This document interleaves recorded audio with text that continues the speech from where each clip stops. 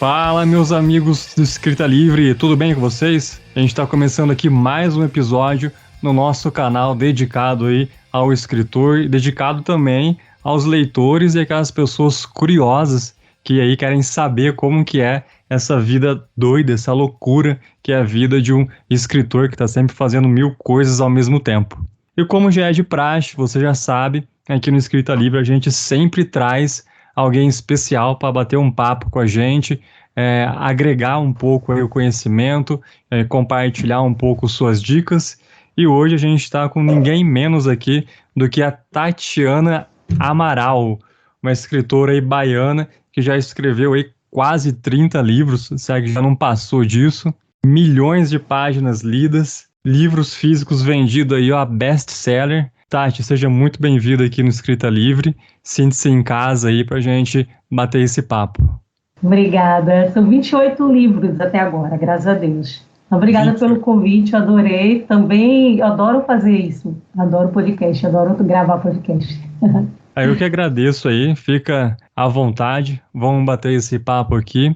E pra gente começar, eu gostaria de saber aí de você, como que foi que você iniciou nesse ramo da escrita, já faz muitos anos. Quem que era a Tati antes de ser escritora? Então, eu comecei tem 11 anos. Eu brinco muito com essa questão do meu início, né? Porque eu caí de paraquedas. Eu nunca imaginei que eu seria escritora. Eu gostava de tudo relacionado a artes. Eu fiz muitos anos de teatro e achava que eu queria ser atriz.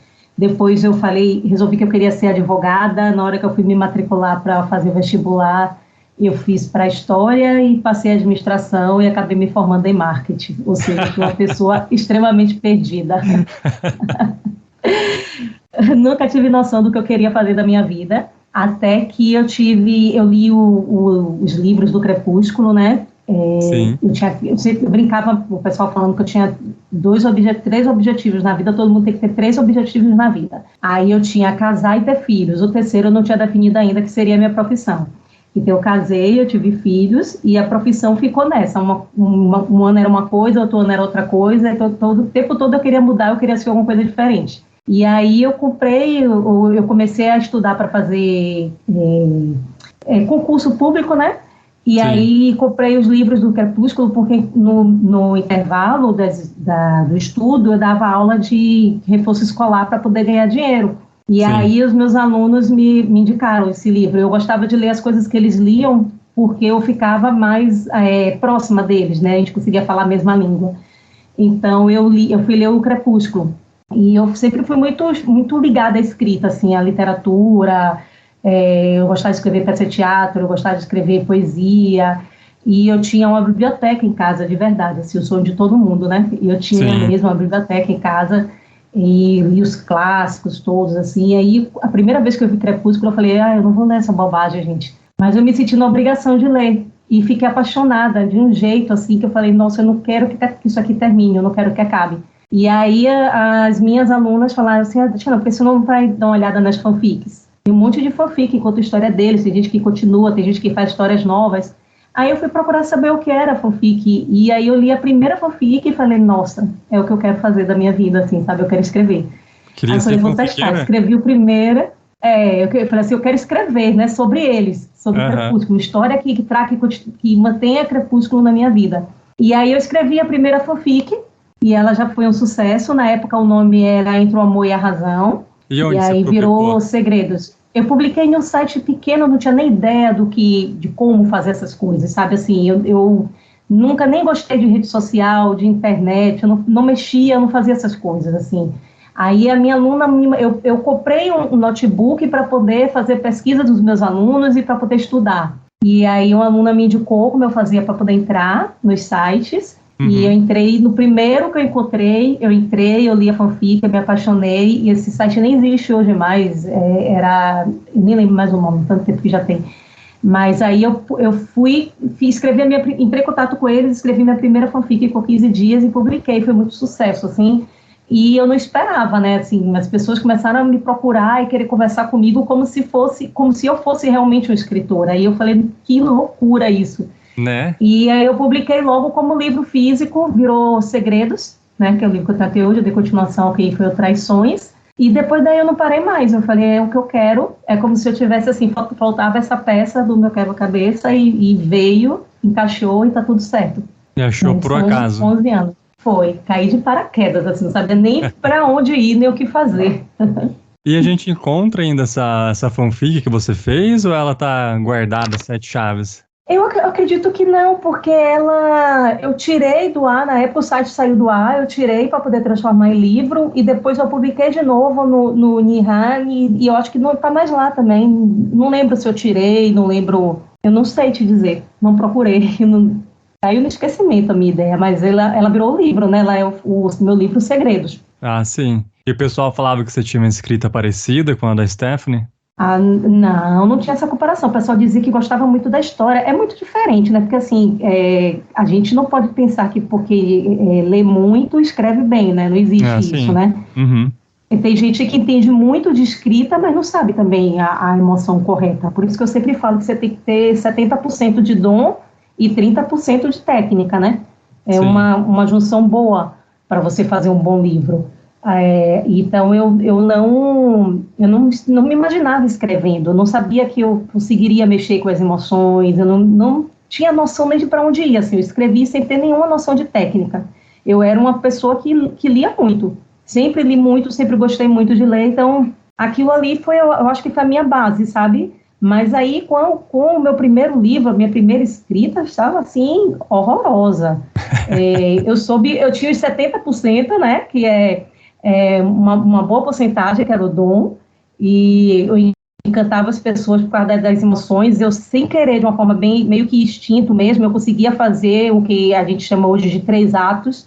Sim. Eu nem sabia que isso existia, mas eu fazia, e talvez por eu ter lido muitos clássicos, ter lido muitos livros de relevância assim, né, então eu conseguia fazer os 3 atos bem feitos, eu fazia as cenas de viradas bem feitas, sem nem saber como eu conseguia fazer isso, mas eu tinha muito vício, eu tinha muitos erros de técnica.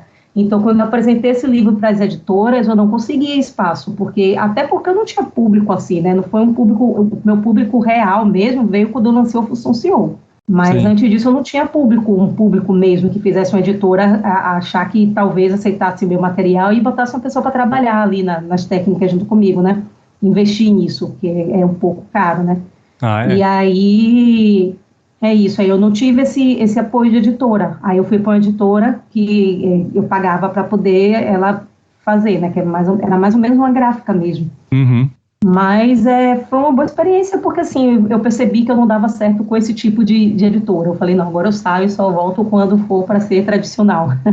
Tá. Antes da gente seguir por esse caminho de editora, de técnica, queria voltar um pouco aqui e destrinchar um pouco mais essa parte do assunto de que você há uma diversidade de opiniões, né, em questão a esse assunto. Mas você acredita que ser escritor é uma coisa de dom? Porque tem gente que fala que você pode estudar, você pode aprender, você virar um escritor e que dom não existe.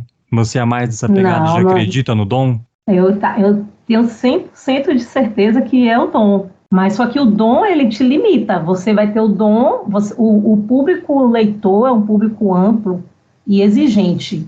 Quando você não tem a técnica, você cai em um público muito restrito, que é um público que vai só pela emoção, que vai só pelo que você consegue despertar nele. E isso aí te coloca em um público muito pequeno. Quando você aprende a técnica, você vai para um público amplo, né? Você tem a capacidade de atingir pessoas maiores, assim. E então, se você tiver só técnica e não tiver dom, não vai adiantar. Você ganha o leitor com a emoção que você desperta nele. O leitor, ele tem que ter uma conexão com o seu personagem. E você só vai desenvolver um bom personagem se você for um bom escritor. Não vai adiantar você ter toda a técnica do mundo e você não saber desenvolver um bom personagem. Você não tem emoção para ter um bom personagem, né? O personagem, ele vai ganhar o seu leitor. Antes da história, você introduz o seu livro, você apresenta o seu livro com o seu personagem principal, né? Você abre uma história com o seu personagem, então é ele quem ganha o seu leitor. Ele que vai chegar e vai fazer com que o leitor queira continuar virando as páginas do seu livro. Então, se você só tiver técnica, não vai adiantar você saber o que é advérbio, o que é adjetivo, se você está na ordem certa, se não está, se tem muito que, se tem muito gerundismo, o que está acontecendo ali. Não vai adiantar você saber nada disso, porque a escrita, a emoção da escrita não vai estar nas linhas. E a experiência de vida também conta, não é? Na hora de colocar isso dentro do personagem. Ah, sim. Eu estava estudando sobre isso ontem, sabia? Eu estudo muito constantemente sobre escrita. Eu sempre estou estudando, na verdade, porque eu gosto de estudar, de verdade. Então, no momento, eu estou estudando marketing digital e estou estudando sobre escrita. E aí, eu estava estudando ontem sobre isso, falando sobre essa questão de você... Porque quando as pessoas te perguntam de onde vem o seu dom, normalmente eu respondo que eu não sei. E é a mais pura verdade, eu não sei de onde vem o meu dom. E aí, nesse livro, o autor ele falava assim, que essa é a forma mais leal de você responder, porque muitas vezes você sabe que aquela história veio de um sonho, você sabe que aquela história veio de alguma coisa que você viveu, mas a maioria das vezes você não sabe de onde vem essa história. Mas não é porque veio para você de uma forma anormal, né? Veio para você, a sua mente ela é seletiva, ela não consegue guardar tudo que você vê durante o seu dia, né? Tanto é que os nossos sonhos, eles estão, às vezes o sonho não tem nada a ver, é um sonho muito louco, mas ele está focado naquilo que você viveu no dia ou 2 dias antes, e ele traz isso para você de uma forma louca, às vezes, mas é algo que você viveu, experienciou, e você não deu atenção devida, ou sua mente não focou naquilo para dar espaço para outras coisas. Então, a ideia, né, do livro, a ideia do que você vai escrever, muitas vezes vem de algo que você viu e você não deu a devida atenção, mas aquilo de alguma forma ficou preso no seu subconsciente. E aí, de repente, você cria aquele personagem, você modifica aquele personagem, você dá um rosto, você dá um corpo, você dá uma vida a ele e cria toda uma situação, né? Eu, de verdade, não posso te dizer que já escrevi por ouvir uma música ou por assistir um filme, mas muitas vezes vem disso mesmo. Certo. E na parte técnica, você começou por onde a buscar para fortalecer esse seu lado? Então, eu sempre falo isso, eu acho que o escritor, em especial o escritor iniciante, ele tem um ego muito inflado. É verdade, sabe? Assim, você escreve um livro, aí se 100 pessoas leram o seu livro, 100 pessoas te procuraram, 100 pessoas estão te seguindo, você já acha que você está fazendo sucesso. E aí você acha que qualquer pessoa criticar o seu livro está querendo te desmerecer, está com inveja, tá, sabe? Tem esse lado, é verdadeiro mesmo. Então, o que acontece? Eu fui isso, né? Assim, eu escrevi um livro e eu queria divulgar o meu livro. Eu fui atrás das pessoas que falavam sobre livro, eu fui atrás de blogs literários, que era o que tinha na época, né? Tinha muitos blogs e eventos. Aí eu falei, eu quero ir para alguns eventos, apresentar meu trabalho e tal. Aí eu procurei algumas pessoas e tinha a Janaína Rico. Eu nunca tinha ouvido falar da Janaína Rico. Né? Eu não sabia nem que ela era premiada, assim, imagine. As 2 primeiras pessoas que eu procurei já eram 2 pessoas incríveis no mundo literário e eu nem sabia que existiam, que foi a Karina Risse e a Janaína Rico. Mas, falar a verdade, eu nem lembro como que eu conheci a Jana também. Eu não lembro como que eu fui cair na área dela. Mas eu lembro que foi por causa, eu tava atrás de revisão de livro, pra ela revisar o meu e tal. E a gente teve alguns encontros também, mas eu não lembro quem que fez a ponte, porque eu não conhecia ela. Eu sei quem fez a ponte, porque eu não vou esquecer, assim, nunca. A pessoa que fez de uma forma terrível para mim. Ela me disse assim, eu não tenho tempo para conversar com você, porque eu tenho vários escritores de sucesso para encaixar no meu evento. Procure a Janaína Rico. A pessoa falou assim para mim. E ainda aí bem, né? Fiquei chocada. Poxa, por isso eu falo pra Jana sempre, eu nunca vou esquecer como foi que eu te conheci, porque uma coisa ruim me trouxe uma coisa tão boa, sabe? E aí eu fui procurar a Janaína, eu pesquisei sobre ela e estava no site dela o curso e estava com uma promoção, você comprava 2 livros dela e ganhava direito de fazer o curso. Aí eu fui e comprei os 2 livros dela e fui fazer o curso, né? E aí quando eu cheguei logo de cara, assim, eram 7 alunos. Que curso que era? Era um curso para desenvolver escrita criativa.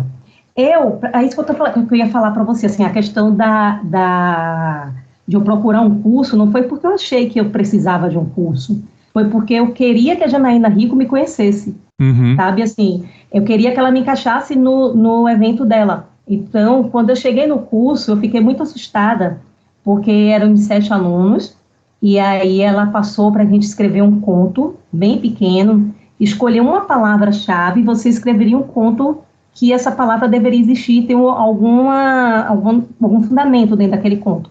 E aí eu escrevi o meu e eu achei assim, tô arrasando, né? Eu sou escritora, escrevi meu livro já, tô arrasando, tal. Experiente. Aí ela pegou, na semana seguinte ela foi corrigir o meu conto, e aí ela pegou, leu só o primeiro parágrafo e parou, falou assim, vamos parar por aqui. E ela falou assim, você tem um problema sério de conectivos, você tem que dar uma lida sobre conectivos, buscar alguns para substituir e tal, o seu texto tá cheio de falhas e tal, e ela apontou assim, sabe? Aí me deu aquela decepção, aquela raiva. Aí quando eu saí, ela falou assim, você vai reescrever, e assim, eram uns 7 alunos e todo mundo foi bem, só eu que ela parou e mandou faltar. Puxa vida. E aí eu falei assim, eu lembro que quando eu desliguei assim a aula, eu falei para minha mãe, eu não vou mais voltar para aula. Não vou mais voltar. Um absurdo ela me dizer que meu texto tá ruim, meu texto tá maravilhoso. Tá de marcação comigo. Sabe, assim, por isso que é essa questão que eu falo, que o autor novo, ele tem o ego muito inflado. O autor que já tomou algumas porradas na vida, ele sabe, né, que às vezes ele tem que parar e ouvir, né, e saber que aquilo ali, se alguém apontou, você tem que prestar atenção, sabe? Sim, por mais que doa, né? Poxa, verdade. Aí quando chegou, assim, no dia da aula, eu tinha dito que eu não ia voltar mais. Aí no dia da aula, assim, faltando 30 minutos, eu reescrevi meu conto, entrei, e aí mostrei para ela, e aí eu escrevi assim, reescrevi da forma como ela me falou, né, tal. Aí mostrei para ela e ela até chorou, assim, na hora que ela falou assim, nossa, Tatiana, tá perfeito, tá lindo. Eu tô impactada com a sua evolução em uma semana, tal. Aí eu falei, nossa, eu preciso estudar realmente. Eu tenho que ouvir o que as pessoas estão me falando, eu tenho que saber o que está acontecendo, eu tenho que saber por que eu entupo o meu texto de I, né? Aí eu comecei a puxar as coisas assim, aí eu fui fazendo o curso, aí fiz o curso dela, aí depois fui procurando outros cursos, aí fui fazendo mentorias, comprei livros também, muitos livros de escrita, troquei ideias com outras pessoas, e aí foi modificando bastante a minha escrita, a minha cabeça. Durante muito tempo fazia leitura crítica dos meus livros, e isso era uma aula mesmo, né, porque ela apontava o que deveria ter, o que não deveria ter ali dentro, e modificou muito a minha escrita. Assim, eu devo muito do que eu sou hoje na Ina Rico. Ela fez uma assim comigo também. Quando eu entreguei meu livro que ela estava lendo, a gente combinou de corrigir capítulo por capítulo, né? E aí chegou uma determinada hora, assim, que ela falou, para, e você vai ter que tirar muito personagem daqui, porque tem muito personagem. Você vai ter que cortar pelo menos a metade. Eu já tinha escrito o livro inteiro, né? E eu falei, meu Deus do céu, eu vou ter que cortar a metade, vou ter que voltar do início, praticamente vou ter que reescrever o livro todo, né? Não é reescrever uma parte.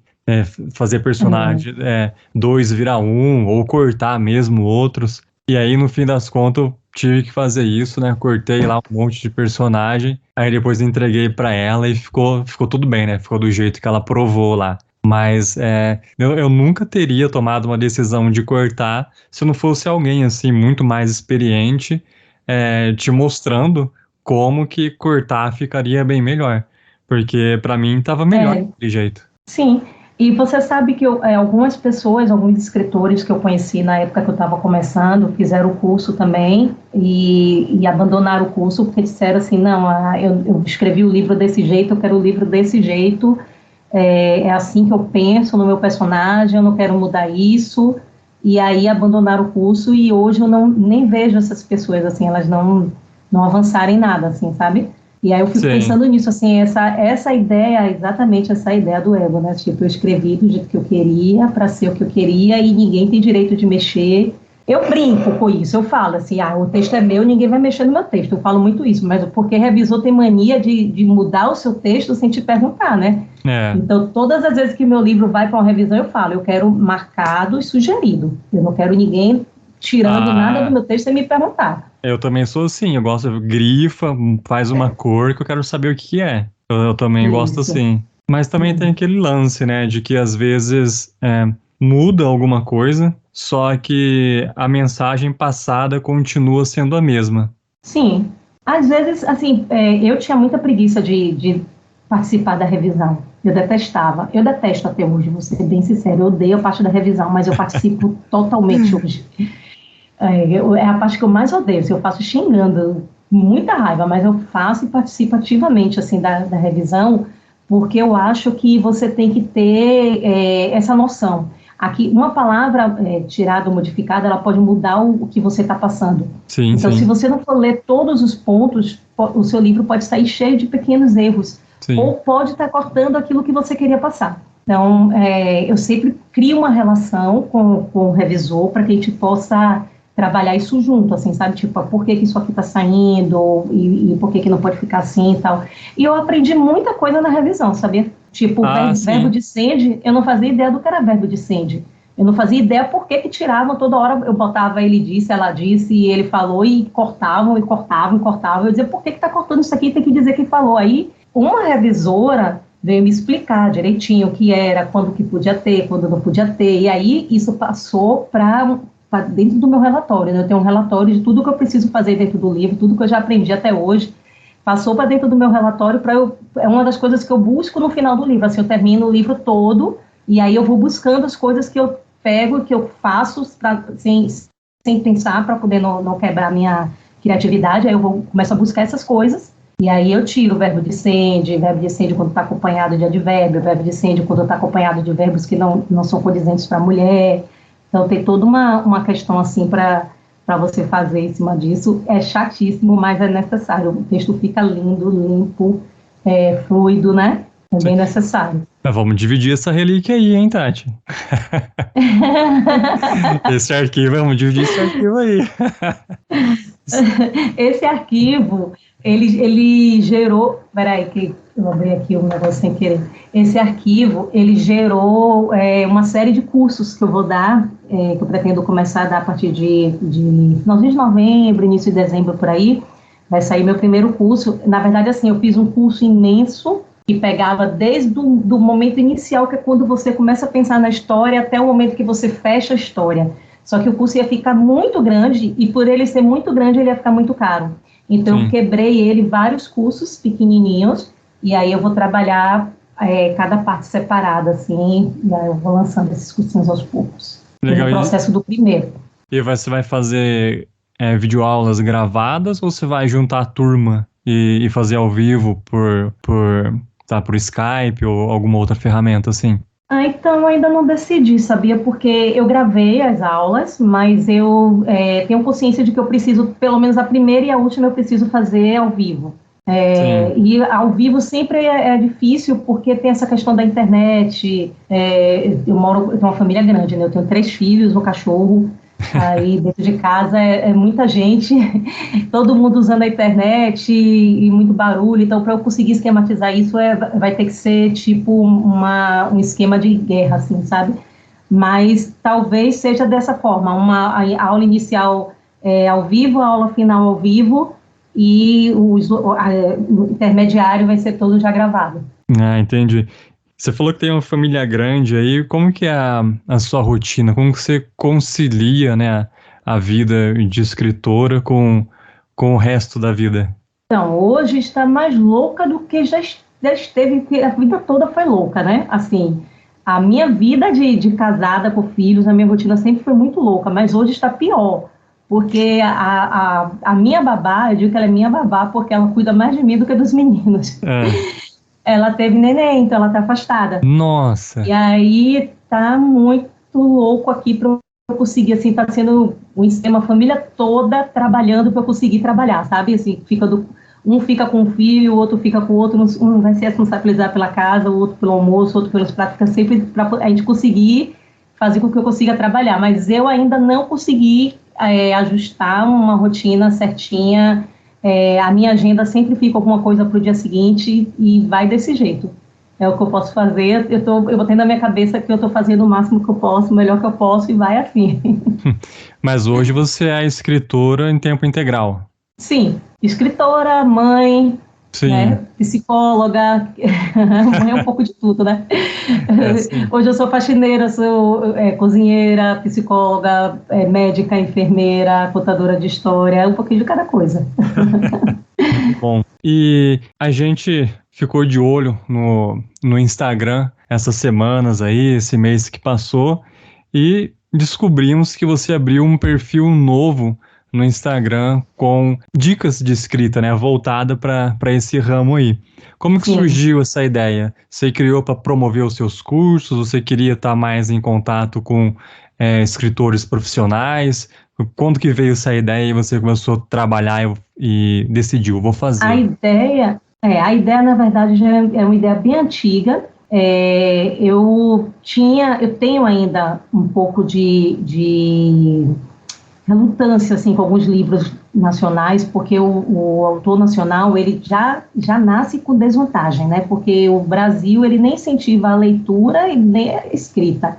É Né? verdade. Você não desenvolve na escola a sua escrita, né? Ou você vai lutar para escrever bem, ou você não vai ser um escritor, porque em outros países você estuda os grandes autores e você faz trabalhos sobre esses autores. Nesse trabalho que a gente faz nas escolas daqui, fale sobre o livro, leia, faça um resumo, leia e conte o que você achou, faça uma peça de teatro.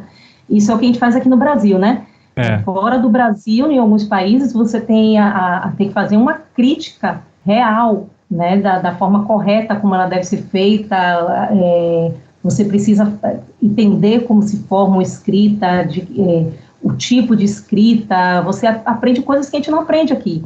Então, quando você tem um escritor de fora, o pessoal fala muito isso, porque livro internacional é melhor do que livro nacional.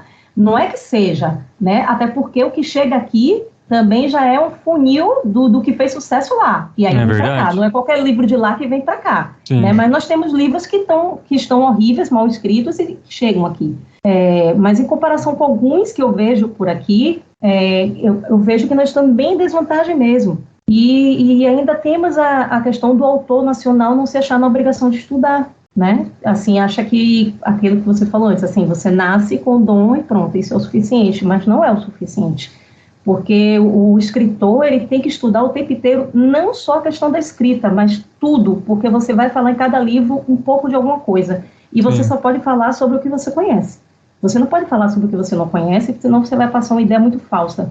Sim, e o seu livro ele precisa ser algo real. Né? Ele tem que ser verdadeiro, a pessoa ela tem que se sentir dentro daquilo.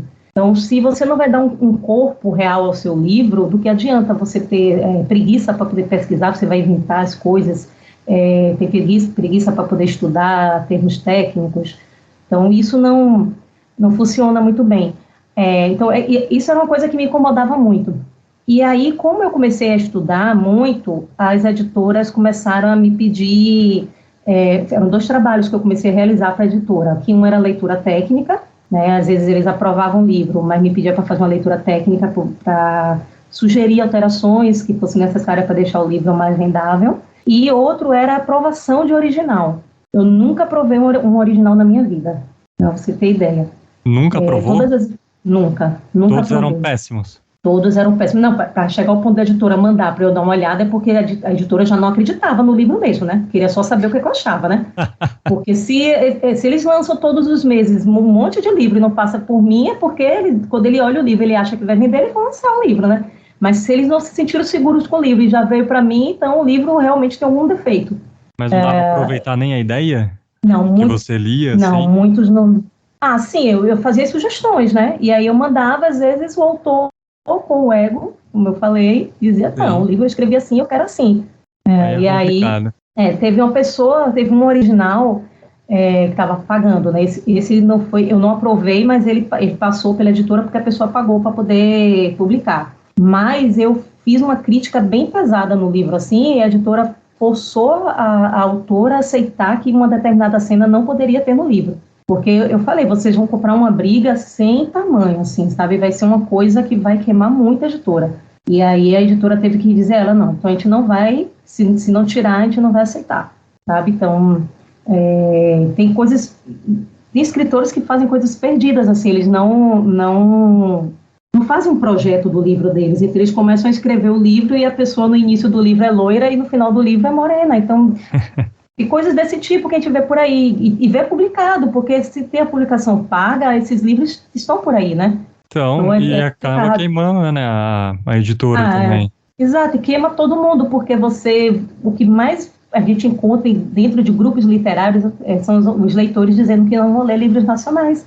Sim, eu Porque escuto os muito livros isso. nacionais fazem isso. Pois é. Aí você fala, mas o meu livro é lindo, o meu livro tem uma história linda, o seu livro está cheio de advérbio, o seu livro está cheio de gerúndio, o seu livro cansa o leitor, o seu livro não ganha o leitor nem na primeira frase. E aí ele pega o seu livro e toma como parâmetro aquele livro ali e vai comparando e diz que todo autor nacional não presta. Sim. Entendeu? E Então, quem assim, presta tá sem publicar. Isso. E aí eu tinha muito essa ideia, assim, eu fiz esse trabalho mais específico com alguns autores, trabalhando um original de cada um, lendo capítulo, como a Jana fez, né, comigo, eu fazia isso, eu olhava o capítulo e eu falava, mas esse tipo de trabalho, além dele ser mais caro, ele é muito cansativo, e eu sou muito dinâmica, né, eu escrevo muito. Então, eu comecei a ficar sem tempo para poder fazer esse trabalho especificamente. E aí eu falei assim, poxa, eu queria uma forma de levar esse conhecimento até as pessoas, de fazer os leitores pararem para prestar atenção que isso existe, que isso é necessário. E eles precisam acreditar que isso é necessário. E fora isso, todos os dias eu recebia muitas mensagens de escritores novos me pedindo dicas, orientações, como eu fazia para escrever, para desenvolver o personagem. Então eu falei, poxa, eu tenho que achar uma forma de chegar até eles, assim, uma forma de colocar isso para fora. Então, eu queria criar esse grupo. Eu tinha recebido uma proposta do pessoal do Instagram, que eles estão com um novo projeto, que é você fazer um perfil de assinatura, né? É um perfil que todo mundo que entra, ele paga uma mensalidade para estar ali dentro. Não sei se você já viu algum perfil assim. Não vi. Eu fui convidada para fazer isso, assim, Mas é abri uma uma coisa página, tipo essa página que eu li, essa página que eu abri agora, e aí todo mundo que entrasse teria que pagar uma mensalidade, e aí ela teria direito a ter aqueles conteúdos que eu estava postando. Mas é uma coisa que está em teste agora ou já está valendo?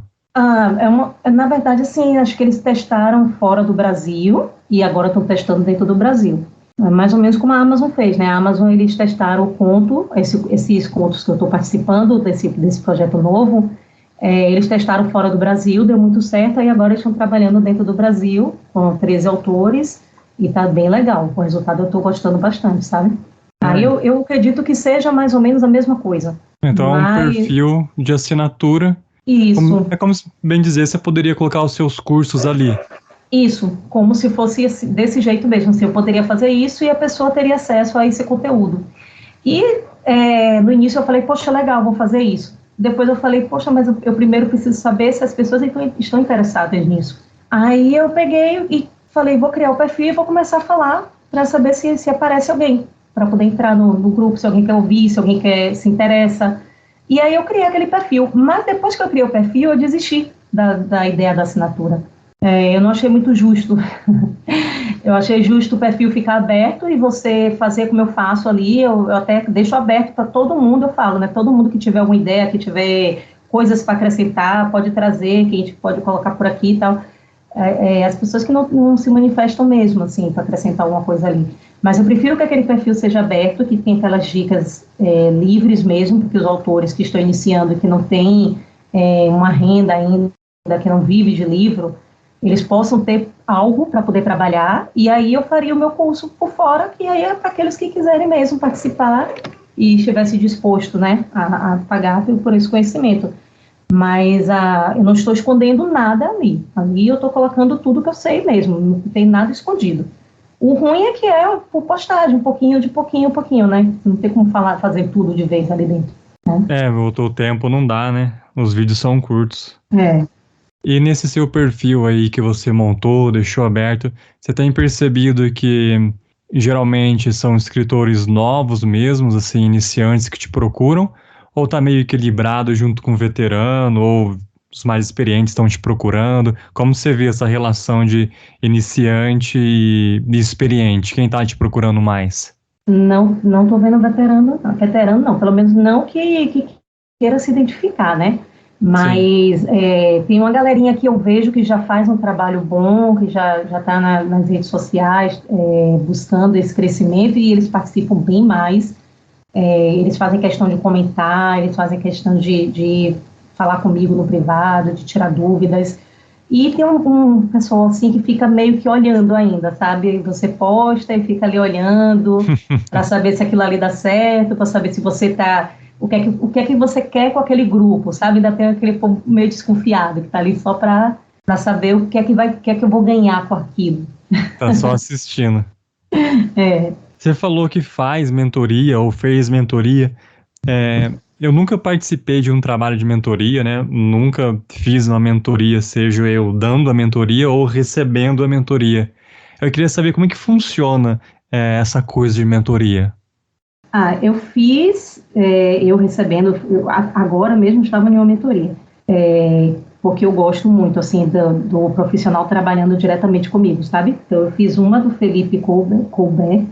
Mas você estava dando a mentoria ou você estava... Não, recebendo. Ah, tá. Eu fiz a do Felipe, que é meu agente, e indico muito os autores, assim, porque ele trabalha o seu livro do início até o final, assim, muito bom mesmo. E é ele sozinho com você, sabe? Assim, ele lê o que você está fazendo, ele te ensina o porquê que aquilo não pode e tal, muito bom mesmo. Ele que me ensinou a esquematizar o livro, ele que me ensinou sobre cenas de viradas, né? Que eu te falei que eu trabalhava já isso sem saber, era instinto. Sim. E ele me ensinou isso e recomendo bastante. E agora eu estou fazendo uma mentoria de marketing digital com a Nívia Salgado e também recomendo bastante.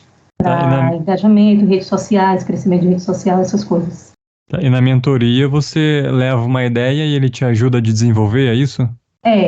Você diz mais ou menos o que é que você quer, e aí ele vai analisar o seu perfil, né? No caso, o Felipe foi assim, a história que eu queria, e aí vamos construir uma premissa dessa história, e aí depois ele, em cima dessa premissa, ele começa a te ensinar a perceber o personagem, está dentro da cabeça do personagem, está fora da cabeça do personagem, e depois ele vai te ensinando a perceber as cenas, cada cena que você vai ter para aquela ideia que você quer. Essa ideia que você quer, ela precisa ter 5 cenas de viradas, aí você vai definir quais são suas 5 cenas de viradas. Você tem que saber como você quer que o seu livro comece e qual a sua ideia para o final do livro. E aí ele vai desenvolvendo isso com você até... eu queria muito poder fazer isso com alguém, eu nunca fiz isso, eu trabalhei o livro da pessoa, né? Assim, a pessoa vinha comigo, o livro pronto, a gente pegava capítulo por capítulo e eu ia dizendo, isso aqui não está legal, isso aqui precisa ser mais desenvolvido, fazia a revisão técnica toda, né, dos verbos que podem, dos que não podem, quando você está cheio de advérbio, quando você está cheio de coisas que não equilibrava um pouco também, né, algumas coisas, e isso aí eu fazia. Mas eu gostaria de fazer uma mentoria, assim, de pegar uma pessoa, não, eu tenho uma ideia que eu quero escrever um livro assim, e aí eu começar do zero com essa pessoa. Eu gostaria de fazer isso, mas eu realmente não tenho tempo para fazer esse trabalho com a pessoa. Além de que é muito caro, né? Então, eu imagino. Então para a pessoa pegar e não é uma coisa que você vai fazer em um mês, não, né? Você às vezes leva 6 meses com a pessoa, tendo um encontro por semana para poder fazer a mentoria. Então, para escrever um livro, né? Em especial. E aí no final da mentoria você está com o livro pronto ou você está com o projeto do livro pronto e agora você tem que sentar e escrever? Não, você está com o livro pronto. Então você já escreve o livro já. Isso. É como se você escrevesse seu livro já com o preparador junto com você. Você escreve o capítulo, ele já revê, corrige, te orienta, aí finalizou porque, isso. Assim, porque assim, antes de escrever, eu sou assim, né? E algumas pessoas que eu conheço também trabalham assim porque fizeram alguns cursos e aprenderam e cada um se adapta da forma como acha melhor.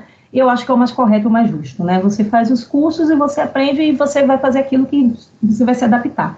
Porque senão você vai quebrar a sua característica, a sua digital, e também às vezes vai limitar a sua criatividade, né? Então cada um vai se adaptando da melhor forma. Eu, antes de escrever um livro, eu penso muito nele, assim, eu sei que eu quero escrever sobre isso, que vai ter uma pessoa que é assim, uma pessoa que é assim, e eu quero que isso aconteça. Aí eu fico pensando muito sobre esse livro, porque eu quero saber exatamente quem é quem. Então, depois, aí eu escrevo uma apresentação do livro. Eu coloco o que eu quero daquele livro, né? De forma livre. Sim. Tipo uma redação, eu escrevo uma introdução, 3 desenvolvimento e uma conclusão. E aí, a partir dali, eu começo a pensar em cada personagem. Então, eu vou colocando as características, vou para características físicas, depois eu vou para as características internas, né, os pensamentos, quais são os verbos que esse personagem usaria, quais são as palavras que ele usaria. Você tem que pensar muito isso, porque se você colocar a mesma coisa, você vai estar escrevendo o mesmo personagem para todos, no final das contas, sabe? Vai ser o mesmo personagem homem e o mesmo personagem mulher. Sim. Eles vão falar da mesma forma, com os mesmos verbos, os mesmos adjetivos, os mesmos substantivos. Então, você precisa pensar sobre isso, né? Quem é seu personagem? O que é que ele faz? O que é que ele pensa? O que ele já viveu? Né? Como é uma rotina diária dele? O que é que ele faz no dia a dia? Ele é uma pessoa apressada? Ele é uma pessoa distraída? Ele é uma pessoa que gosta de estar bem vestido? É uma pessoa que não se importa? Você tem que ter essas ideias. Então, eu coloco essas ideias nos personagens que eu vou trabalhar mais, porque também, assim, se eu for fazer isso para todo personagem, um que vai aparecer em 1 ou 2 cenas, eu vou perder muito tempo, né? Sim, então, normalmente eu faço para o mocinho, para a mocinha, se tiver uma melhor amiga, eu trato a melhor amiga, se tiver um melhor amigo, eu trato também, e para o vilão. Normalmente Sim. eu faço isso. E aí depois eu vou trabalhar as cenas. Eu defino quantas cenas, esse livro vai ser o quê? Um livro de 300 páginas? Aí eu defino, eu quero um livro com 80 cenas para atingir 300 páginas.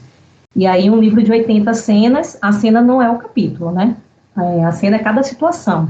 Então, Sim. eu pego a cada cena, eu coloco em um Excel, em uma planilha de Excel, e aí eu vou e defino as cenas de viradas, que tem as porcentagens certinhas. Essas cenas de viradas são as cenas que você vai ter cada emoção colocada propositalmente ali, né? O leitor, ele não sabe disso, mas isso é um gatilho mental.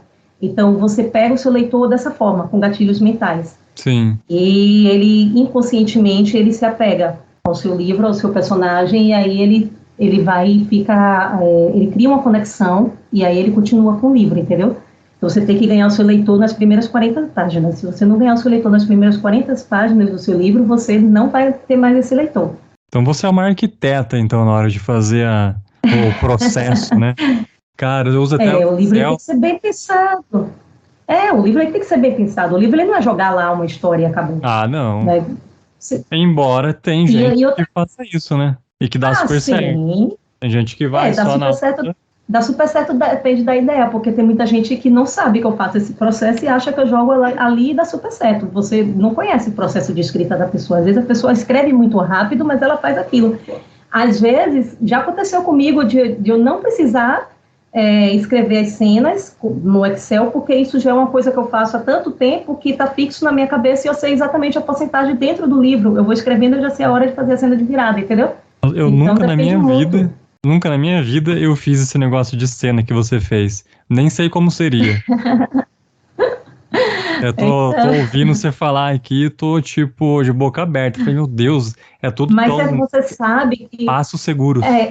É por isso que eu falo assim que o escritor ele tem que ter o dom, porque quando eu comecei a escrever eu fazia isso por dom, não era por técnica, né? Mas não ficava perfeita, eu não criava uma curva perfeita no meu livro.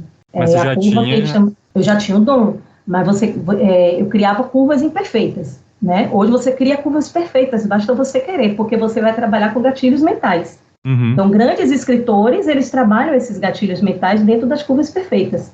Porque isso faz com que o leitor ele não desgrude do seu livro. E ainda tem um detalhe, assim, o seu livro ele pode ser um livro que o leitor ele vai gostar, mas ele vai gostar e acabou, e vai ficar ali naquela pilha, e ele pode prestar, ele não vai voltar mais naquele livro, e ele nem vai lembrar quem é você, que já leu algo seu, e não vai te procurar, não vai te seguir, não vai querer ler outras coisas suas, a não ser que chegue para ele, ou ele vai se encantar pela sua escrita e ele vai querer ler tudo seu. Né? Então, essa é a grande diferença. Você pode ser lido, mas você não basta você ser lido, você tem que ser lembrado. Com certeza. É aí que entra o marketing dentro da escrita. Por isso que você precisa de gatilhos mentais. Gatilhos mentais são estratégias de marketing.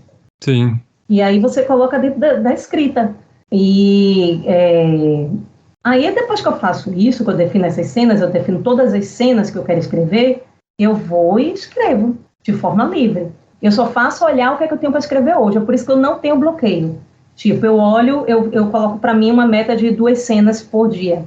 Então, eu olho quais são as 2 cenas que eu tenho que escrever e escrevo livre. Eu não paro para pensar em nada. Eu não paro para pensar, algumas coisas já ficam fixas na sua cabeça. Então, assim, às vezes eu estou escrevendo, eu digo, não, aqui não pode ter mais aqui não pode ter porém, mas que já tem porém 50 vezes, tal.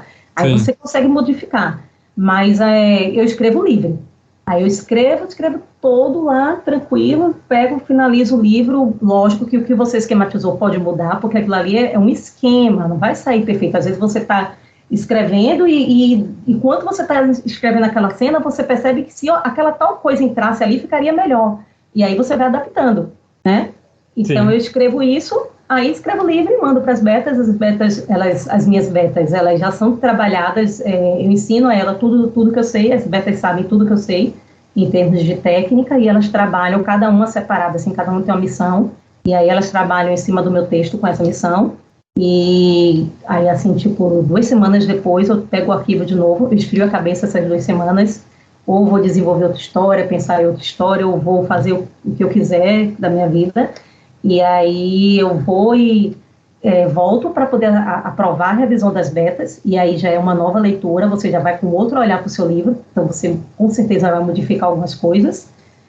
Se o livro já tiver um contrato, normalmente os meus livros eu já escrevo com contrato, mas se o livro não tiver um contrato, eu mando para uma revisora, depois das betas.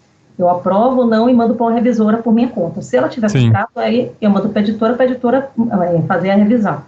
Mas aí eu entro nesse meu arquivo que eu te falei, né? Que é o meu arquivo de coisas que eu tenho que fazer. Depois que eu aprovo a revisão das betas, eu entro nesse meu arquivo, que eu vou puxando tudo que eu conheço de escrita e vou olhando dentro do meu texto e vou trabalhando e vou ajustando e vou limpando o máximo possível.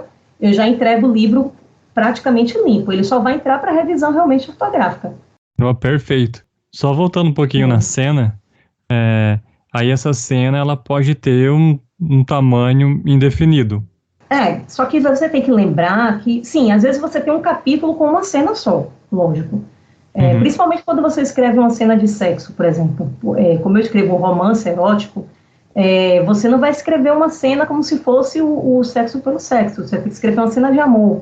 Então, uma cena de amor ela exige muitos detalhes.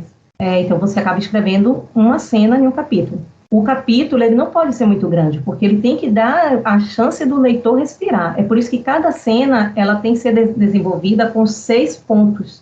Existem 6 pontos dentro das cenas que você precisa desenvolver para que ela não fique tão longa, nem tão curta, nem sem sentido. As cenas elas são desenvolvidas dessa forma, né? Não é só você jogar a cena dentro de um Excel, dizer qual é a cena e escrever, não. Cada cena ela precisa ser desenvolvida também, viu? E que ponto é esse aí? Esses pontos. Tem nome? Você tem que ter... Tem nome. Você tem que ter uma ligação, né? Então, ela tem... a primeira cena não tem uma conexão, né? Porque a primeira cena, ela é o que vai abrir o seu livro. Então, ela não tem nada que vai ligar uma cena a outra. Ela é a primeira cena.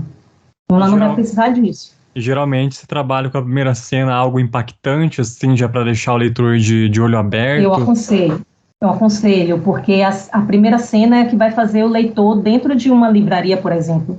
Ele está andando, nunca leu nada seu, pegou o seu livro porque achou a capa bonita ou porque achou o título interessante. Ou porque estava na frente dele. Ele pegou o seu livro e aí ele vai ler a primeira cena, ou a primeira linha. Essa primeira linha tem que ganhar o seu leitor. Se a primeira linha não despertar nada nele, ele vai largar o seu livro lá. Mas se a primeira linha despertar alguma coisa nele, ele vai levar, nem que seja para ler as 10 primeiras sentadinho ali na livraria, sabe? E aí ele vai pensar no seu livro, ele pode levar para pensar em casa, ele pode procurar se tem no Kindle, ele vai fazer uma série de coisas que vai pegar para o seu livro realmente ganhar ele, né? Mas o que acontece é o seguinte, a primeira cena, ela tem que ser algo que seja uma ação, né? Ela não pode ser algo que seja um tipo, mesmo sendo em pensamento, ela precisa ser uma ação, né? Como é que funciona isso? Assim, você pode pensar, tipo, eu queria que aquele desgraçado morresse. Imagina você abre um livro e a primeira coisa que você lê é isso, eu queria que aquele desgraçado morresse. Aí você se pergunta, que desgraçado? O que ele fez? Por que curiosidade, morra, né? sabe? Você já vai despertando isso, entendeu? Então, assim, você já faz coisas desse tipo para a primeira linha do seu livro, né? A primeira frase do seu livro. Ela já vai tratar algo que jogue o seu leitor na história ou que desperte o interesse dele. Então, vamos ao que você precisa para escalonar cenas. O nome disso é escalonar cenas. Sim. O que você precisa ter dentro de cada cena, você precisa ter coisas que vão fazer a cena ir no ritmo correto, né, para despertar a emoção correta. Então você vai ter um gancho, só que esse gancho ele só vai existir a partir da segunda cena, tá? Porque a primeira cena ela não tem gancho, ela está iniciando o seu livro. Ela começa e termina ela por ela mesma. Isso. Então, a segunda cena ela vai ter um gancho, por quê? Porque a primeira cena ela precisa acabar de um jeito que ela puxe a segunda cena. É aquela ideia de você trabalhar o seu livro com o seu leitor sem coragem de abandonar ele. Ele precisa largar o seu livro porque ele tem alguma coisa para fazer, mas ele sofre porque ele está largando o seu livro, porque ele queria saber um pouco mais. Né? Tipo, eu não dormi a noite toda porque eu não conseguia largar o livro. É o gancho que vai fazer isso, né? O gancho é o que vai ligar a primeira cena à segunda cena. Uhum. Então, depois você vai estabelecer um objetivo, que é o que você pretende que aconteça dentro da cena. Então, essa parte, esse objetivo, normalmente, ela é dentro da cabeça de quem está narrando. Ela vem com um pensamento, com alguma ideia desse tipo assim, mas pode também ser um diálogo, se você fizer de uma forma bem feita. Aí, dentro desse objetivo, você vai ter que ter um obstáculo, alguma coisa que vai impedir que aquilo aconteça dentro da cena. O desastre, tá? Que é quando algo dá errado e não sai do jeito como ele pretende que aconteça. A reflexão, porque todas as vezes que você tem dentro de um diálogo, ou dentro de pensamentos, ou dentro de uma cena, algumas ações, você tem alguma coisa que tem um desastre, você precisa refletir. Então, o seu personagem ele vai refletir, né? Ele vai ter um dilema, né? Que vai ser essa decisão que ele vai tomar. Ou ele vai ficar, ou ele não vai ficar, ou ele vai responder, ou ele não vai responder. E a decisão. Então, você vai ter, dentro de cada cena, você precisa ter um gancho, um objetivo, um desastre, uma reflexão, um dilema e a decisão. Bastante coisa, entendeu? Hein? Muita coisa. E aí você leva uns 2 meses fazendo só isso. Se você coloca 80 cenas e você vai separar 80 cenas desse jeito, você leva 2 meses fazendo só isso. E com 15 dias você escreve o seu livro todo. Acho que a parte de escrever acaba até dando um alívio, né? Porque você só vai, né? Como você disse, acaba não tendo o bloqueio, né? Criativo que as pessoas falam. Isso. Porque você já planejou tanto, os passos estão já um na frente do outro, que é só você seguir essa trilha até o final. Se precisar mudar alguma coisa, são só pequenos detalhes que vai ser rápido, né? Então acaba que... Tipo, se você fizesse isso no seu livro, que você foi trabalhar com a Janaína, você perceberia sozinho que você tinha muitos personagens para trabalhar. Então você, por si só, iria cortar os seus personagens antes de chegar para ela. Sim, verdade. A gente vai aprendendo essas coisas só depois, né? Agora vamos falar um pouquinho dos seus livros aí, dos trabalhos que você já fez. Sim, vamos. Você falou que escreve aí romance erótico. É o tal aí do livro hot ou tá em outra categoria? Eu não gosto. É a mesma coisa, para dizer a verdade. É a mesma coisa? Eu não gosto do termo hot porque as pessoas elas não vão para o que ele realmente é. Né? Muita gente acha que o romance erótico ele é um pornô escrito. E não é. Quer dizer, você vai achar livros que vai ser isso mesmo, mas não é. Né? A ideia não é essa. A ideia do romance erótico é mostrar que dentro de um romance, dentro de uma história, como todo romance tem, com um mocinho, uma mocinha, um vilão, pode existir o sexo.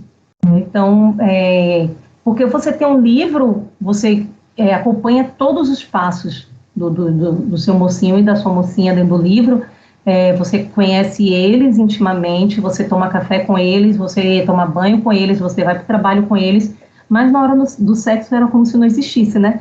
Era como se fechasse a porta e te deixasse do lado de fora. Uhum. E aí eu achava que isso era muito... como se você quebrasse o encanto da história. Eu achava isso, assim. Então, quando eu comecei a colocar o sexo na história, a minha ideia era mostrar, olha, aqui dentro também existe sexo. Porque é o que acontece na vida real. Né? A história, para ficar real, ela precisa disso. Então, eu comecei a escrever dessa forma. Tanto é que os meus livros... Eu tenho livros que são carregados de cenas de sexo, né, que são os que são mais pesados mesmo assim, que inclusive a relação entre os personagens, ela acontece mais pela questão, primeiro pela questão do desejo e depois que acontece o amor. Sim. Mas a maioria dos meus livros, ele tem uma história por cima, assim, toda uma história desenvolvida e algumas cenas de sexo, 2, 3 cenas de sexo, e aí o livro é classificado como erótico. Tá, você tem 450 páginas e você tem 3 momentos de sexo e é classificado como erótico, entendeu? Entendi.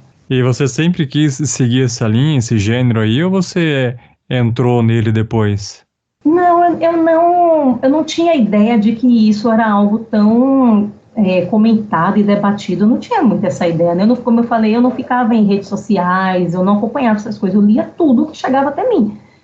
Meus pais, eles nunca me censuraram com nenhum tipo de leitura. Com 12 anos, 13 anos, eu li A Casa dos Budas Ditosos, que é sexo puro aquilo ali, né? E ninguém nunca me disse assim, não, esse livro não é para você, ou esse livro não é um livro... Aí ninguém vai falar, né? Que ali não é um livro bem escrito, não tem esse que vai falar um negócio desse. Mas, assim, quando eu comecei a escrever, eu sentia muita falta disso. Mas eu não trabalhei logo de cara. Os meus primeiros livros, ele tem insinuação, ele não tem o ato mesmo em si. Sim. Ou então era de uma coisa assim muito mais delicada. É ainda assim, de uma forma mais delicada. Eu não pego muito pesado, não. Mas aí, quando eu fui escrever o Função CEO, que foi o livro que me lançou realmente, ele é um livro bem recheado de sexo, assim, bem mesmo. Porque a história dele, tanto é que assim, é uma trilogia, o primeiro livro é a Descoberta do Prazer. Né? A história dele o cara, ele tem tantos problemas na vida e a forma que ele tem de ter algum controle é o sexo. E ela é uma boba que vai se deixar envolver por ele, né? Que é a história que todo mundo sabe que funciona. Mas dentro disso tá um monte de confusão, um monte de coisa que acontece para que eles não fiquem juntos e tal. E quando eu lancei, foi que eu descobri que existia essa questão das pessoas falarem sobre o romance erótico. E o romance erótico não era nem considerado literatura, que não entrava em livraria. Então, eu cheguei no mercado nessa época, assim, sabe? Que você tinha que lutar muito para estar lá. Aí foi Sim. mais ou menos isso. E depois virou um fenômeno, né? Porque o negócio explodiu assim, e Sim. todo mundo tava lendo, e lendo no ônibus, lendo no metrô, lendo em todo lugar. E meio o pessoal perderam a vergonha. Aí todo mundo. Agora eu vou te dizer uma coisa que as pessoas, eu até falo isso no meu curso, as pessoas não acreditam muito. Sexo não vende. Por isso que você vê livros em que você tem só o sexo, como eu falei aqui, nesse instante, eu falei assim, não é só um livro recheado de sexo, não é um pornô. Mas tem pessoas que escrevem só pelo pornô, querem só o pornô. O livro não tem nenhum motivo para ter o sexo, mas o sexo está lá, né? E esse tipo de livro, ele não vende. Ele vai ter aqueles leitores que estão lá por eles e dali não sai, sabe? Ele vai ficar naquela mesmice, naquele mesmo grupo restrito durante a vida inteira, ele não passa disso. Porque o livro, ele tem que ter, você tem que escolher como se fosse categorias, né? Mais ou menos assim, por se dizer, deixa eu me lembrar da palavra certa, que eu não consigo me lembrar da palavra certa, mas assim, você tem que ter eu não consigo lembrar a palavra certa, mas são tipo categorias, né? São tipo categorias, você escolhe algumas para poder você trabalhar o seu livro, tá? Dentro dessas categorias é que você faz o seu livro acontecer. Só que você não pode pegar e botar o sexo como uma das suas das coisas que você vai trabalhar no livro. Você vai escolher 3 coisas. Se você escolher uma sexo, não vai vender. Se você escolher rock and roll, não vai vender. Se você escolher drogas, não vai vender. Tá? Você pode trabalhar sexo? Pode, mas ele tem que ter uma porcentagem bem pequena dentro do seu livro. Porque o seu livro ele não pode ser baseado no sexo. Aí você fala assim, 50 tons vendeu pra caramba. Sim, 50 tons vendeu pra caramba, mas 50 tons, apesar de estar recheado de sexo, a história que ele vendeu não foi o sexo. A história que ele vendeu foi um cara que era tão quebrado que as pessoas não podiam nem tocar nele, e uma menina virgem que aceitou entrar naquele jogo. Foi essa a história que ele vendeu. E ele tem, assim, a Érica, ela fez uma jogada que eu acredito que ela fez até sem perceber, sem ter, porque foi o primeiro livro que ela escreveu como fanfic, né? Então ela entrou meio que de paraquedas também, assim, né? Sim. Mas ela escolheu as categorias dela, né? Que eu não consegui me lembrar até agora o nome do nome correto. Mas, enfim, ela escolheu isso e ela trabalhou muito bem trabalhado, sabe? Ela pegou e botou muitas cenas em que o casal interagia. E isso vende muito. Cenas que mostram o cotidiano, faz com que o leitor se conecte com a história. né? Cenas em que o casal toma café junto, almoça junto, conversa sobre o dia a dia, cenas de trabalho, né? Os momentos de trabalho também vende muito. São dois temas, né? Duas coisas que você pode colocar no seu livro que vai casar muito bem. Se você botar 40% do seu livro trabalhando essas três situações, trabalho, escola, cotidiano, né? Saúde, uma doença ou um acidente, morte também, vende muito, assim, tipo, um assassinato, alguma coisa desse tipo. E aí, dentro disso, você jogar o sexo, aí vai vender. Porque o sexo, ele não foi o seu ponto principal de desenvolvimento. Acabou sendo uma surpresa ali no meio, né? Isso. Talvez ela tenha escrito pensando, eu vou botar esse casal para ter muito sexo. Mas aí ela, de forma instintiva mesmo, acertou nos pontos para poder fazer, sabe? Mas por que ela vendeu tanto e tantos escritores que são eróticos, não vamos nem falar dentro do Brasil, porque o Brasil já tem essa desvantagem, né? Ainda mais no sistema que nós estamos hoje. Mas por que tantos escritores de erótico lá fora não venderam como ela? Porque os outros não trabalharam dessa forma, foram pro erótico, era só o erótico, era o sexo. Foi pro pornozão. Entendeu? Não era isso. Aí você vê a Julia Quinn, os livros dela são romance de época, são todos eróticos, não é? E todos vende muito, hein? E vende muito, mas você pega um livro dela pelo erótico, você pega o livro dela pela história que ela tem para contar. Como é que aquele casal se conheceu? Como foi que desenvolveu essa cena? De que forma eles se encontraram? Por que eles se apaixonaram? Né? Como era a vida deles em família? Qual era a ligação da família de um com o outro? Por que eles tinham que estar juntos em bailes e tudo mais? Então você tem muito que contar ali que não seja só o sexo. Aí você bota 4%, 5%, até 10% se você quiser do seu livro de sexo, ele vai vender se você trabalhar os outros bem trabalhados. E acabou que esse gênero aí de romance de época ficou bastante atrelado ao erótico também, né? Sim. Sempre que você vê, né, alguma coisa de época, você já espera que vai ter alguma coisa de erótico junto. Pois é. E não é? E ninguém não poderia imaginar isso, né? Porque você não vê isso nos livros da Jane Austen, né? Você vê alguma cena de sexo lá, não tem, né? Então não era para as pessoas imaginarem isso, mas a Julia Quinn, ela quebrou essa barreira, eu achei o máximo, eu sou super mega fã. Porque realmente, antes de saber, eu olhava o livro dela e achava que era um romance, né? Apenas um romance. Mas não, era algo mais. Sempre tem algo mais mesmo, assim, muito, muito massa. Assim, a forma dela de escrever é muito massa mesmo. E na parte de escrever a cena de sexo mesmo, é algo mais intuitivo? Sempre tem alguma experiência que a pessoa viveu? Ou você vai atrás de alguma coisa, do que está acontecendo, para poder escrever aquilo? Como que é a parte de escrever o sexo no livro? Tem um pouquinho de tudo, sabe? Lógico, tem um pouco do que eu vivo, do que eu vivi, depende do que seja a situação do que você está escrevendo, né? Assim, tipo, eu não vou escrever uma cena de abuso se eu nunca vivi um abuso, eu não tenho como escrever da minha cabeça, eu vou conversar com pessoas que sofreram abuso para poder escrever. Mas normalmente eu pesquiso muito, eu fico muito atenta a novidades, coisas que saem, assim, sabe? E parece que as empresas, essas empresinhas, assim, sexy shop, que hoje tem umas coisas bem legais, assim, são as caixinhas surpresas e tal.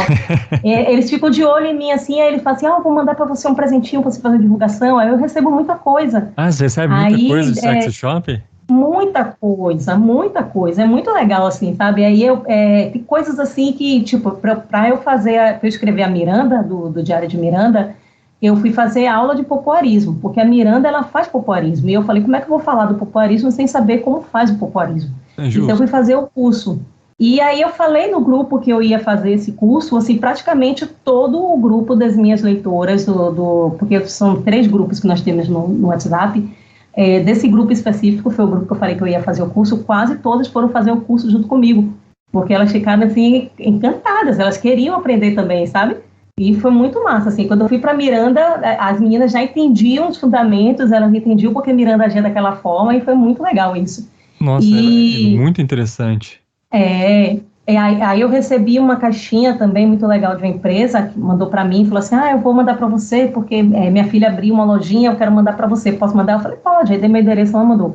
Aí ela mandou uma tal de uma calcinha tailandesa para mim. Eu nunca Que tinha é nem isso? ouvido falar daquilo. É uma calcinha que na parte de baixo, né, onde fica a entrada da mulher, ela tem um colar de pérolas. Então, o tênis do homem, quando ele entra, ele passa por esse colar. E aí é como se fosse uma massagenzinha. Ah, Os dois têm essa massagem. Assim, foi caramba. uma tirada, e foi uma tirada maravilhosa, porque assim, já tínhamos conversado antes no grupo sobre essa massagem tailandesa, que é uma massagem que é feita, inclusive eu descrevo ela em um livro meu, que é no Miranda, que é uma massagem que é feita com o colar de pérolas. E essa calcinha, quando ela veio, eu achei inacreditável. Eu falei, nossa, perfeito, que tirada maravilhosa. Aí eu fui e coloquei no meu livro. E Nossa. aí, quando as meninas leram aquilo ali, elas ficaram loucas. Todo mundo queria saber o que era calcinha tailandesa, o que era essa calcinha, o que era essa calcinha, e foram procurar, todo mundo comprou, e foi uma festa, sabe? Gente, você tá falando, eu tô de boca aberta aqui. Mas essa parte é muito legal. Porque Sabe? você ganha as coisas e pode usar isso dentro do seu livro, né? Porque você está em contato, vê Então, como que usa, como funciona e tem experiência para falar como é que é. isso. Agora, nem tudo vem dessa questão da experiência, assim. Tem muita coisa que eu só pesquiso, e aí Sim. eu sei como funciona, e tem coisas que eu vou, que é o sexo tradicional, e Uhum. eu vou no embalo da cena, do que a cena precisa, sabe? Assim, eu escrevi ontem, pela manhã, o primeiro momento do casal, do conto novo, o primeiro momento do sexo deles, e foi assim, uma cena bem extensa, e era um sexo normal, e eu fui no embalo do que eles precisavam ali, naquele momento. Então não precisava nem de muito estudo, nem de muita técnica, mas a cena saiu lindíssima. Eu achei maravilhosa, muito linda ela. Para o que o casal é, né? Assim, ela é uma noviça Uhum. e ele é um sem vergonha. É, não, Então a cena perfeito. ficou maravilhosa. A cena ficou maravilhosa. Eu achei que a cena ficou perfeita, ficou muito boa.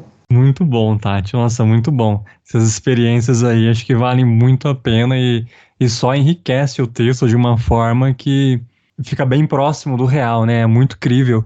A pessoa lê e Isso. sente aquilo, é verdade.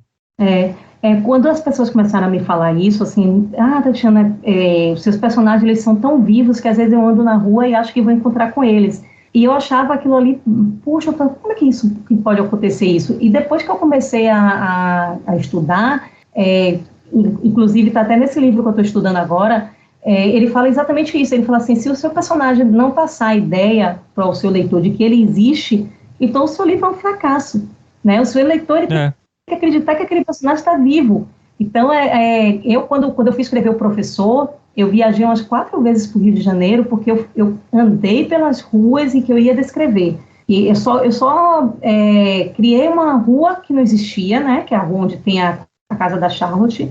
É uma rua que não existe, porque eu não queria escrever nenhuma rua específica, assim, de lá. Sim. Mas ela mora em Ipanema, então eu fui para Ipanema muitas vezes, andei muitas vezes por Ipanema. Tem coisas que eu descrevo no livro que foram coisas que eu vi acontecendo, tipo, tem uma cena no livro 4, se eu não me engano, que ela vai encontrar com ele, ela desce a ladeira, não existe nenhum lugar de ladeira em Ipanema, por isso que eu fiz questão de escrever uma rua que era uma ladeira. Uhum.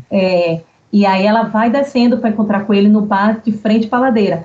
E aí tem um cara vestido de cachorro-quente ela para, porque passa um cara de bicicleta, e tem um cara vestido todo de cachorro-quente nesse lugar onde ela está parada. E aí isso aconteceu comigo. Enquanto eu estava andando por Ipanema para poder ir vendo as coisas e poder escrever, eu olhei esse bar, eu falei, esse bar fica muito legal aqui para poder eu descrever e colocar na cena. E tinha esse cara parado na sinaleira vestido de cachorro-quente, que era para fazer uma propaganda de uma empresa que estava de uma lanchonete. E aí eu falei, nossa, vai ficar muito legal eu botar esse cara de cachorro-quente no livro, assim. Imagine no verão do Rio de Janeiro, um cara todo vestido de Nossa, cachorro-quente. meu Deus. Cozinhando lá dentro. Pois é, e eu achei fantástico, assim. Então você tem que fazer essas coisas, assim, escreva sobre o que você conhece. No Sim, início, eu não fazia isso. Eu vim de fanfic, então a fanfic, ela leva você para escrever fora do Brasil. As Uhum. fanfics normalmente acontecem fora do Brasil. Então, os meus primeiros livros eram livros fora do Brasil, sendo que eu nunca fui nesses lugares, né?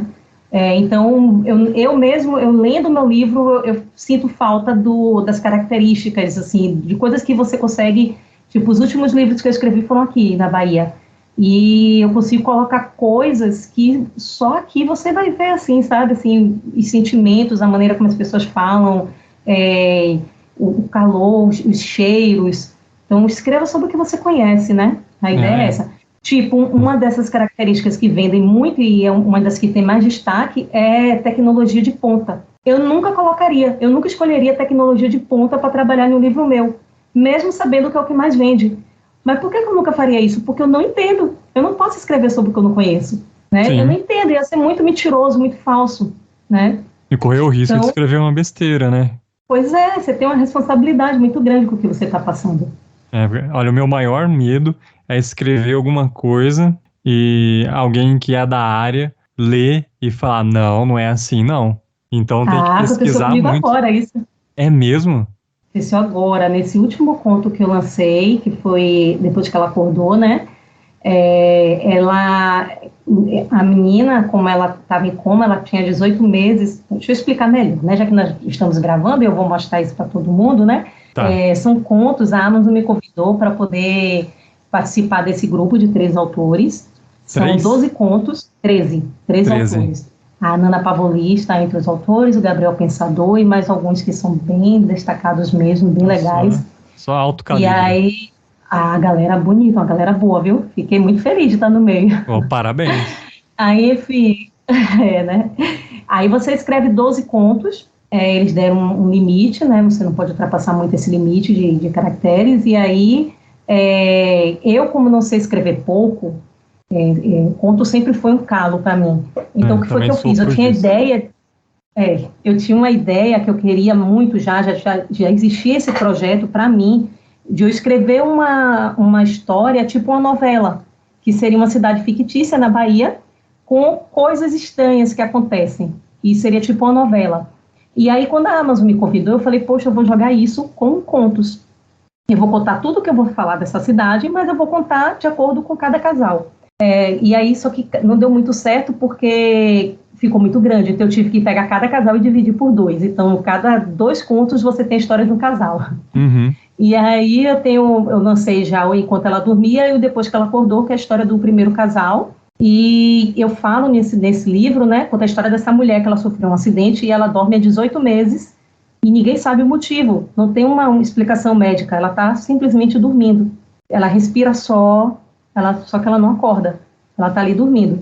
E o marido dela é extremamente devotado aos cuidados dela e é carregado de culpa, ninguém sabe o porquê também. O irmão dela tenta convencer ele o tempo inteiro de que ele tem que voltar a viver, que ele tem que fazer as coisas que ele tinha que fazer antes, e ele diz que não, que ele tem que cuidar dela. E aí ele contrata uma enfermeira, que é a Eva, que chega para mudar a história toda, para cuidar da Isabel. E a Eva, ela vem também de uma história que é um mistério. Então, essa cidade, o nome dessa cidade é Terra Santa. Tudo que você pensar de inacreditável acontece nessa cidade. É sobrenatural. Não, são coisas hipócritas da sociedade. Então, tá. Então, tem essa mulher que dorme, que ninguém sabe por que ela dorme, e a história que é uma mentira em torno dessa devoção e toda uma questão em cima deles. E aí chegamos ao ponto, né, que o médico ele vai toda semana visitar a Isabel para saber se teve alguma mudança no quadro, e ele abre o olho dela, né, para botar a luz para verificar a reação da pupila, né. Tem um nome específico para isso. Na verdade, ele não olha a pupila, não é uma reação da pupila, é para ver, se eu não me engano, é para ver o reflexo, é alguma coisa desse tipo. Só que eu não sou médica, e como essa era a única coisa que eu iria falar dentro da ideia do médico, eu acreditava que era isso realmente que eles faziam, que ele colocava uma luz para poder ver a reação da pupila. Eu acreditava que era isso que eles faziam. Eu assisti 17 temporadas de Grey's Anatomy, né? Eu sou formada em medicina. Aí eu peguei e escrevi isso. Aí eu escrevi isso, que ele colocou a luz para poder verificar a reação da pupila e tal. E aí a Renata R. Corrêa, que é escritora também, foi minha aluna, indico os livros dela, ficou maravilhosa, a escrita dela tá lindíssima. Ela ela é médica e é oftalmologista. Aí ela leu os contos, lógico, e aí ela falou para mim, Tati, é só para poder te... Ela ficou com medo de me dizer assim, né? Só para poder te explicar, você não tem obrigação de saber não, mas a ideia não é essa não sei o que. Aí falou assim, né? Aí eu falei para ela assim, Renata, foi só esse o erro que teve? Ela falou, foi. Falei, então eu vou deixar como minha licença poética. Falei, não vou voltar agora no texto, já foi lançado, vou voltar agora para modificar só isso. Ninguém vai perceber a mudança, só quem for oftalmologista. Deixa aí. Então você acabou deixando mesmo. Aí eu deixei. Foi só esse detalhe. Eu falei, eu não vou modificar todo um arquivo por causa de um detalhezinho, eu vou deixar como licença poética, né? Eu posso até pedir desculpa depois e explicar e dar a situação real do que seria, né? Que seria verdadeiro ali na situação. Até colocar fazer uma nota no final e tudo. Mas voltar para modificar o texto depois de tanta gente ler não tinha sentido, né? Passou, né? Passou, já era. É uma coisa assim, tipo, se você mesmo, Rafael, você está lendo um texto e você fala que o médico abriu o olho da paciente em coma para poder verificar, botou uma luzinha, você vai pensar que é o quê?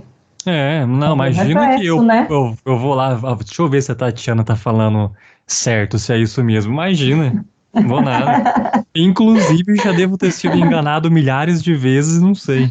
Muitas vezes, eu também. Depois dessa que ela me falou, eu falei, nossa, eu sou uma palhaça, né? Caí no conto de várias pessoas também, né? Sim. Mas beleza. Se você não sabe, tá na ignorância, né? Então, beleza. Pois é. Mas o meu medo é justamente esse. Então, eu sempre sou bem bitolado para saber se determinada coisa funciona daquele jeito mesmo, né? Se não é da minha área, se tá certo, se é assim que funciona, o que alguém pode falar. Eu sou muito bitolado nessa parte aí, minha nossa. Eu escrevia Com Amor Aurora, acontece na década de 1970, 1980, por aí, né? Começa em uma e termina na outra. E aí a menina, a criança da história, ela tem, como é o nome que a pessoa não pode comer açúcar, que eu me esqueci agora, diabetes. Isso. Aí ela tinha diabetes, né? Só que aí eu fui pesquisar, porque o que nós sabemos de diabetes hoje não é o mesmo que o pessoal daquela época sabia. Né? Assim, eu nasci em 78, né? Então, assim, a história já veio antes de mim. E quando eu era pequena, eu tinha um amiguinho que era diabético, que ele nem para as festas ia, porque ele não podia comer, era uma preocupação imensa com ele, com a alimentação dele, e era uma série de coisas, assim. E hoje a gente não vê tanto isso, porque hoje existe um monte de você tem vários tipos, né, de diabetes, você tem vários graus, você tem pessoas que não precisam tomar insulina, que tomam só o remédio, que tem uma série de coisas, então você não é... Antigamente não era assim. Então eu fui pesquisar mesmo, tive que entrar em um mundo que não era meu, de conversar com médicos para saber como era e tal. E aí era bem diferente mesmo, assim, sabe? Em relação à comida, tanto é que a história ela gira muito assim em torno disso, porque é um dos motivos para ele ter voltado para casar com a menina, por causa da filha dele, dessa história, né? Porque ele tinha medo dos rins da menina falharem e a menina precisar e tal. E aí, hoje você não vê muito isso, só para quem é muito teimoso, né? Que tem a diabetes bem pancada e não quer nem saber, né? Com certeza. Mesmo lá na história. Mas, assim, naquela época não. Então, aí eu falei sobre isso, assim, né? Essa preocupação com a alimentação, com a medicação, com os cuidados sobre a menina não poder fazer isso, não poder fazer aquilo. E uma pessoa criticou, porque falou assim, não, mas que diabetes não é desse jeito, não. Aí eu falei assim, sim, não é desse jeito hoje, né? Na época era. A AIDS não é desse jeito hoje, mas na época que inventaram o AIDS, eu lembro que você não apertava a mão de uma pessoa que tinha AIDS. Exatamente, você não bebia no mesmo copo, não comia no mesmo garfo, não usava o mesmo prato. Você enterrava a pessoa em caixão de chumbo. Eu conheci 2 pessoas que morreram de AIDS e foram enterradas em caixão de chumbo. A família não podia contar, a família não podia contar, as roupas foram queimadas, colchão queimado, né? Tudo bem. Era assim mesmo? Então, assim, hoje não é, né? Hoje você convive com a pessoa que tem AIDS e você nem sabe que a pessoa tem AIDS. Se ela não falar, você não fica sabendo. Existe toda uma ideia, assim, se você for escrever alguma coisa no passado, você tem que saber. Quando eu fui escrever também, se eu não me engano, foi Segredos, eu não lembro. Um dos livros que eu fui escrever, eu fui pesquisar quando foi que o telefone chegou, o telefone celular. quando foi que ele chegou no mundo, assim, o primeiro lugar que teve celular, com quem falava, de onde vinha, como funcionava. Eu fui pesquisar isso, porque imagine você estar falando de uma década que não existia celular. O celular aqui pra gente chegou quando? Porque primeiro chegou com um tijolão, né? Era aquele tijolão Sim. que você usava no meio da estrada, tinha até uma propaganda. Aí eu já era adolescente quando a minha primeira amiga teve um celular, ela levava escondido na bolsa só nos dias que a mãe dela iria precisar ligar para ela para confirmar alguma coisa, não era uma coisa que saía na rua, entendeu? Então, assim, a depender da década que você for escrever, vai pesquisar direitinho, não vai colocar lá que a pessoa tinha um iPhone. Mas beleza, Tati, a gente conversou demais, adorei essa conversa que a gente teve aqui, foi excelente, muitas dicas valiosas aí para quem está ouvindo a gente, dá até para ouvir e já fazendo algumas anotações para poder usar no teu livro, no teu conto aí, que vai dar super certo. Então, gostaria de agradecer você, agradecer o tempo que você passou aqui com a gente, né? Abriu aí uma oportunidade na tua agenda para a gente conversar um pouco a respeito disso. E eu gostaria que você falasse com o pessoal aí, fica o microfone aberto para você fazer sua divulgação, falar das suas redes sociais, aonde encontrar os seus livros, como entrar em contato com você, fica à vontade. Eu queria agradecer, achei bem divertido. Eu estou assim, vivendo um romance maravilhoso com essa ideia de ensinar, de poder falar sobre isso, porque é uma coisa que ficava só para mim, né, antes. É difícil a gente conseguir conversar com pessoas sobre coisas que você não trabalha, não coloca no seu texto, e quando você vê pessoas interessadas nisso, muda a ideia do que é a literatura nacional. Eu estou muito feliz de estar aqui e quem quiser me acompanhar, eu tenho 2 perfis. Eu tenho um perfil de escritora, que é o Tatiana Amaral Oficial, tanto no Facebook quanto no Instagram, e tenho um perfil para essas dicas que está lá aberto para todo mundo. Quem quiser passar qualquer ideia, qualquer dica, conversar sobre qualquer assunto, pode, é só me chamar no privado, que é o desmistificando _ escrita. Tá? Teve que ser desse jeito. Enfim, sigam lá, vai ser muito bom. Já passei algumas dicas, eu fiz algumas lives com algumas pessoas também que deixaram bem interessante a ideia mesmo. E é isso. Vou lançar um conto agora, sábado, quem quiser conhecer, chama Uma Noviça em Apuros. É o 3º conto do Terra Santa, dessa cidade muito louca, onde tudo pode acontecer. E é a história da noviça. Pode encontrar na onde? Na Amazon. É um projeto da Amazon de leituras curtas. Então são só contos. Tá. Só digitar na barrinha de procura e encontra facinho. Isso, ele está em pré-venda agora porque entra todo dia 20, todo mês, todo dia 20 entra um conto novo. Então os meus, eles seguem todos em Terra Santa e são todos contando histórias de alguém, de alguma situação dentro de Terra Santa. Então esse agora é a história da noviça. Já está lá disponível o Enquanto Ela Dormia e Depois que Ela Acordou, que é os 2 primeiros contos, e dia 20 agora entra o 3º conto. Beleza, perfeito. Então tem bastante material aí, o pessoal ficar de olho e acompanhar aí a sua escrita, ver como que você escreve, o jeito que você desenvolve, porque até hoje eu não conhecia arquiteta maior, que usa o Excel para escrever. Então, aprendi na mentoria do Felipe, né? Então, você já sabe, o Felipe também faz isso, hoje a Renata também faz isso, e tem as outras pessoas que fizeram com ele que também fazem isso, né? Ainda não fui iniciado nesse mundo do Excel para escrever o livro, não. Mas achei bem interessante, bem curioso. Muito bom, muito bom. Eu vou ver se eu faço um videozinho, vou mostrar lá no grupo como é que faz isso. Faz sim, que vai dar bom, isso daí é bom. Isso, tá certo. Então, beleza, pessoal. Não esquece de compartilhar, não esquece de enviar esse áudio aqui para os seus amigos, no grupo, e de clicar aí no botãozinho do gostei, que você ajuda aí a deixar o nosso canal Escrita Livre muito mais relevante para você, para outros escritores, tanto iniciantes como veteranos, e para os leitores e os curiosos para saber um pouco mais da vida do escritor, de que a gente faz, beleza? Então, um forte abraço e até o próximo episódio. Falou!